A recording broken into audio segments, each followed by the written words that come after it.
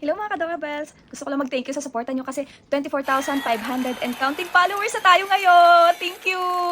At hindi ko din talaga mapigilan na hindi i-share to or i-flex to kasi alam nyo ba, nakatanggap ako ng flowers at syempre may mga token of appreciation din ako galing sa isa sa mga binag ko at sila nga yung Bite and Bliss. Thank you so much po. Alam nyo ba na first time ko makatanggap ng flowers galing sa ibang tao bukod sa asawa ko. Ito pa ha, hindi lang yan. Mayroon din silang padala nito. Mamaya bubuksan ko. At yung nagbabiral ngayon na egg pie. So ito na. Magkakaalaman na naman kung sino ang diet. Eto na guys! Grabe. Alam nyo ba, 50 reals lang to. Kaya kung gusto nyo mag-order, message lang kayo sa WhatsApp nila. Or mag-message kayo dito sa FB nila. Meron din sila sa Instagram.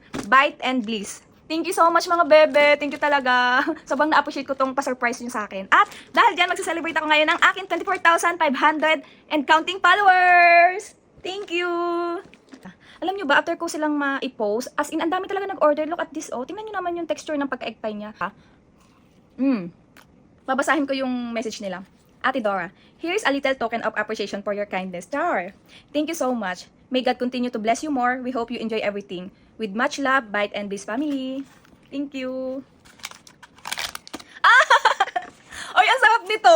Hindi ko na-expect nito yung laman niya. Pero ang sarap talaga ng kasaba cake din nila. Promise, hindi ako mapapahiya. I-like ko sila. Thank you mga bebe!